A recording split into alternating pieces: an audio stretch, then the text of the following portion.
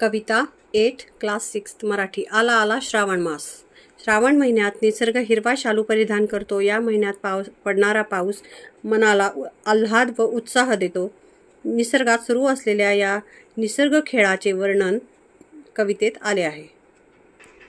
आला आला श्रावण मास, घेऊनी गमती जमती खास, सुटला माथीला फुलांचा सुगंध, हिरवळीची वसुधेला आरास।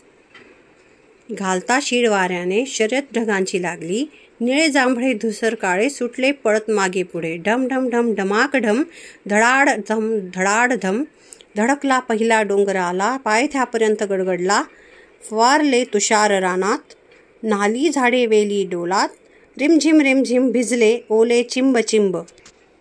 उडाला दूर दुसरा उंचच उंच, उभारला सूर्यासमोर, उमटली सावली माळावर, रंगल्या गप्पा तासावर।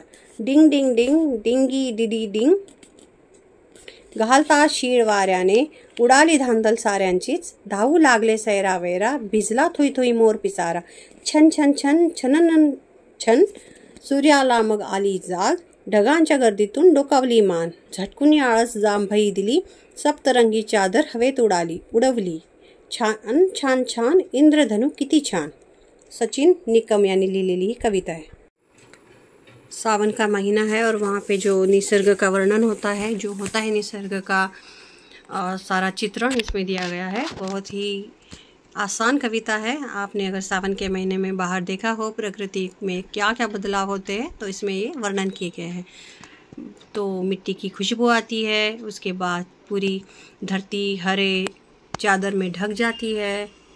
उसके बाद जो हवा है बहुत ज़ोर से जैसे सीटी बजा रही हो वैसे हो जाती है, और सारे ये नीले थोड़े से पर्पलिश और थोड़े से काले ऐसे अस्पष्ट से कौन सा कलर है ये नहीं समझ में, ऐसे बादल हो जाते हैं और एक दूसरे के पीछे भागने लगते हैं वो बादल, और फिर पहाड़ पे जाके टकराते हैं और इसके बाद उसके फुहारे नीचे ज़मीन में पड़ जाते हैं। यहाँ पे तुषार का मतलब यानी ड्रॉपलेट्स हम बोल सकते हैं।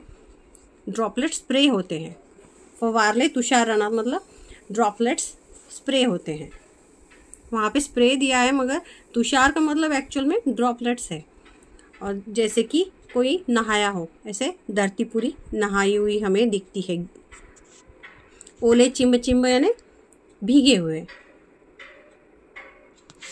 फिर कुछ बादल ऐसे होते हैं जो सूरज के सामने आए ऐसा लगता है। फिर जो छाया है वो ऊपर इस पे क्या बोलते हैं पर्वतों पे या टेकड़ी जो बोलते हैं हिल, छोटे छोटे जो होते हैं टीले, उन पे हमें दिखाई देती है। और फिर ऐसे फिर से ज़ोर से हवा चलने लगती है जैसे उसने सीटी बजाई हो, और सबकी धांधल उड़ती है, मतलब सबका गड़बड़ हो जाती है। सब फिर भागने लगते हैं इधर उधर क्योंकि बारिश होने वाली है। मोर पिसारा फुलवतो क्योंकि बारिश होने वाली है। मोर नाचने लगता है पिसारा। इसका मतलब है सूरज फिर से जाग गया। ये सब हो रहा था, बारिश हो रही थी, सूरज चला गया था, जैसे कि वह सो गया हो लेजीनेस की वजह से, और फिर सूरज को नींद खुल जाती है और वो ऐसे गर्दन निकाल के बादलों से देखता है और फिर अपना लेजीनेस वो झटक के बाहर आ जाता है। तो सप्तरंगी चादर हवेत उड़ाली, इसका मतलब जो रेनबो है वो दिखाई देने लगता है, जो कि बहुत ही छान यानी बहुत सुंदर अच्छा चांगला दिसतो। सचिन निकम जी ने ये कविता लिखी हुई है। रिकाम्या जागा। घालता शीळ वाऱ्याने शर्यत ढगांची लागली, रिमझिम भिजले ओले चिंब चिंब, सुटला मातीला फुलांचा सुवास, रंगल्या गप्पा तासभर। ये कविता के लाइन्स है। कविता बार बार सुनेंगे तो ये लाइन्स आपको लिखने आ जाएंगी। कवितेच्या ओळींचा अर्थ। घालता शीळ वाऱ्याने शर्यत ढगांची लागली, निळे जांभळे धुसर काळे सुटले पळत मागे पुढे। श्रावण महिन्याचे वर्णन करताना कवी म्हणतात की वारा झुळझुळ वाहू लागताच, म्हणजेच त्याने शिटी वाजवताच ढगांची शर्यत सुरू झाली। निळे जांभळे काळे असे ढग आकाशात पळायला लागले, वाऱ्याबरोबर ते वाहू लागले। सूर्याला मग आली जाग, ढगांच्या गर्दीतून डोकावली मान, झटकून आळस जांभई दिली, सप्तरंगी चादर हवेत उडाली। श्रावण महिन्यात रिमझिम पाऊस बरसल्यानंतर सूर्य अचानक डोकावू लागला, जणू त्याला जाग आली। मग त्याने ढगातून हळूच मान डोकावली, सूर्याने आळस झटकला व जांभई दिली। आणि इंद्रधनुष्य रूपी सप्तरंगी चादर हवेत उडाली। ये अर्थ अगर बहुत डिफ़िकल्ट लग रहे हो तो मैंने जहाँ आपको समझाया है वैसे ही अपने मन से आप इसके अर्थ लिख सकते हो। खालील प्रश्नांची एका वाक्यात उत्तरे द्या। खास गमती जमती घेऊन कोण आला? खास गमती जमती घेऊन कोण आला? खास गमती जमती घेऊन श्रावण मास आला। मातीला कशाचा सुवास सुटला? मातीला फुलांचा सुगंध सुटला किंवा सुवास सुटला। वसुधेला कशाची आरास केली? वसुधेला हिरवळीची आरास केली।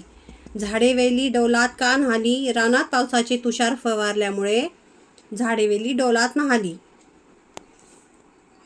माळावर कोणाच्या गप्पा रंगल्या? माळावर सूर्य व डोंगराच्या गप्पा रंगल्या। सूर्याने आळस झटकून काय केले? सूर्याने आळस झटकून जांभई दिली।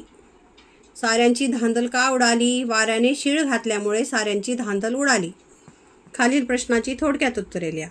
वाऱ्याने शीळ घालताच काय झाले? वाऱ्याने शीळ घालताच आकाशात ढगांची शर्यत लागली। निळे जांभळे धुसर काळे असे ढग पुढे मागे पळत सुटले व आकाशात धडाम धम असा आवाज घुमला।